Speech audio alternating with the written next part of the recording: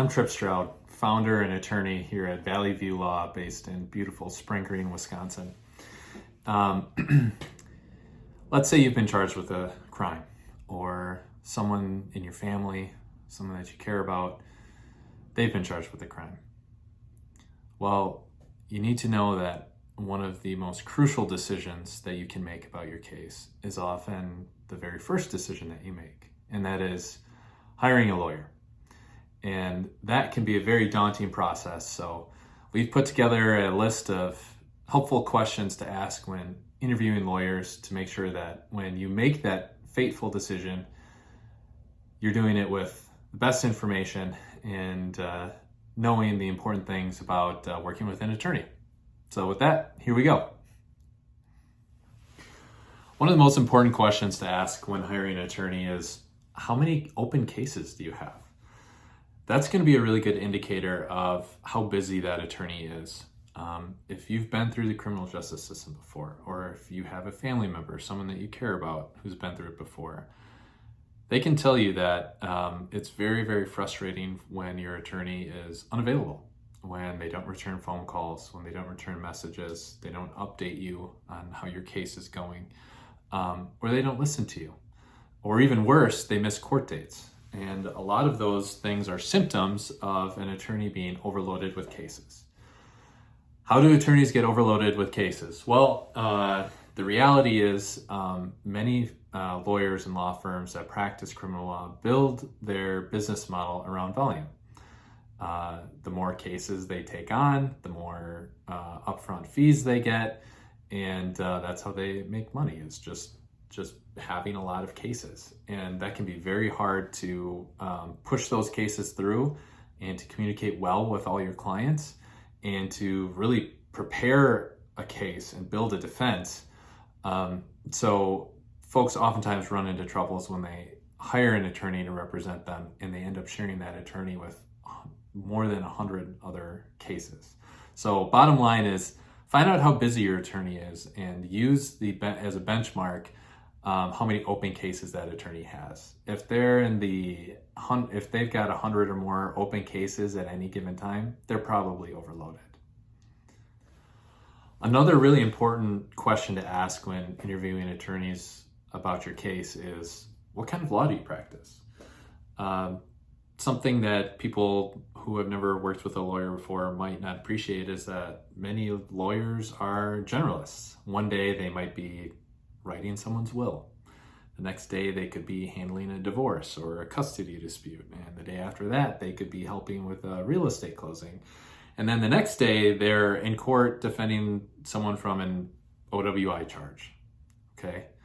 So those attorneys, and that's all fine and good. I'm not knocking general practice or anything like that. All I'm saying is that that is a lot of ground to cover as one person or maybe a handful of people.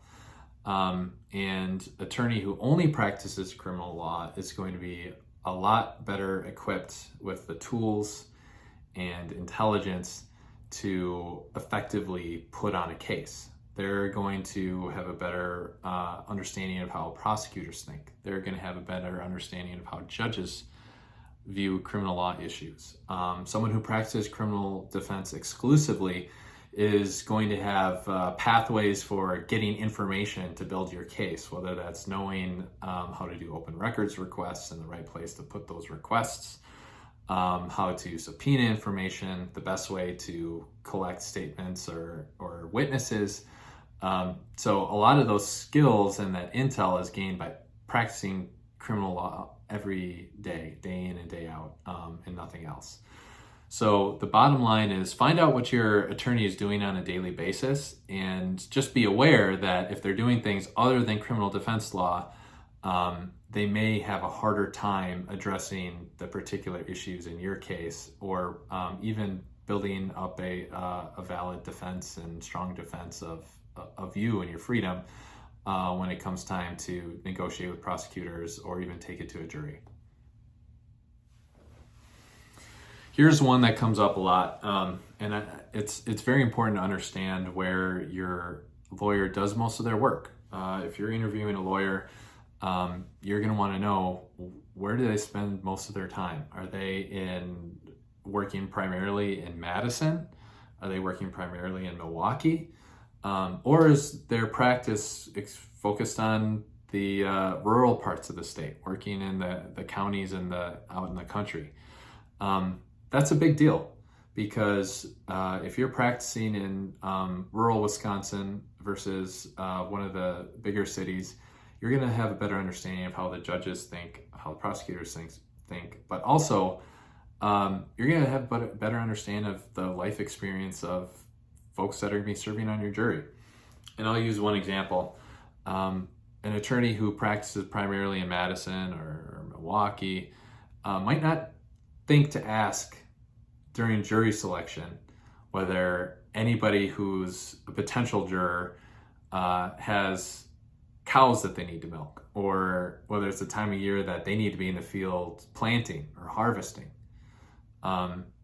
If you're primarily practicing in the city, that might not even occur to you as a question that you need to ask. But when you do, and it may seem like a minor thing, but when you do that, you're going to gain the credibility and respect of everyone in that room who's not a farmer, who's not working in ag, but you're also going to flag the people that have a ton of really pressing things to do, and sitting on a jury for a day or a week or 2 weeks would be a major inconvenience to them. And if they're mad about being in the jury box, then chances are they're going to be mad at you or your lawyer.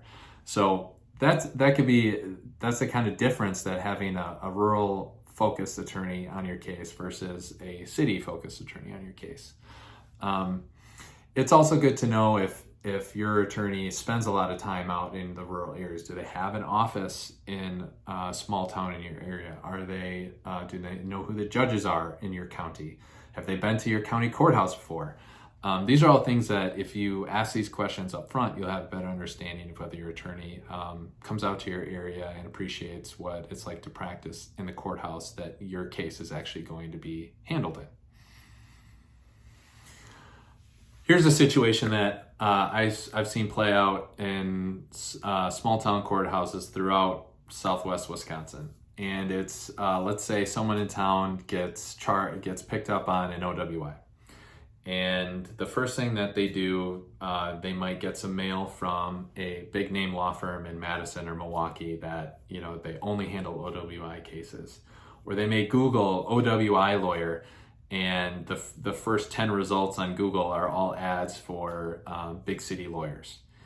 And more times than not, and I can't fault anybody for this, that person will pick someone from Madison, the big name lawyer, the big name firm, because they think that, hey, here's this high profile lawyer, this powerful lawyer who's going to come in here and they're going to blow everybody away because they're so tenacious and good at what they do. Otherwise, why would they be such a big name firm, right? They've got to be awesome. Well, two things you need to know about that. First of all, it doesn't always work out that way.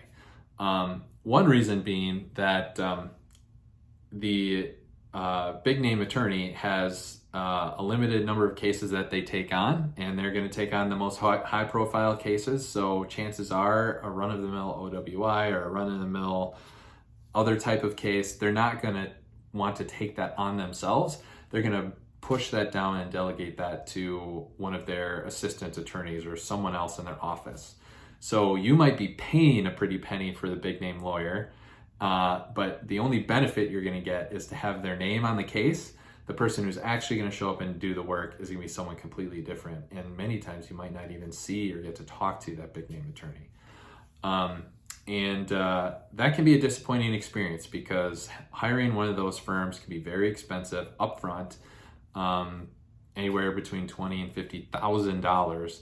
And if you think you're paying for the big name attorney and that firepower, you might not end up getting it. So it's very important. The bottom line here is, if you're going to follow up with one of those big city attorneys, it's very important to ask, really with any firm that you're going to hire, are you the attorney who's going to handle my case? And because if you're getting sold on a particular firm by an attorney, you want to make sure that That is the person who's working on it, not someone else in their office or one of their subordinates. Another important thing to ask when searching for an attorney is, how do you charge? Attorneys don't work for free, unfortunately, and with something as crucial and important to your life as defending yourself from criminal charges, it can be very expensive. It will be very expensive. And most people don't have a lot of extra money lying around to pay for something like that. Most lawyers, many of them charge their fee up front. They'll ask for $10,000, $15,000, $20,000 just to get on the case. And that amount, how they deal with that amount can be different. I'll address that. But what you need to know going into it is that lawyers are going to ask you to pay a lot up front.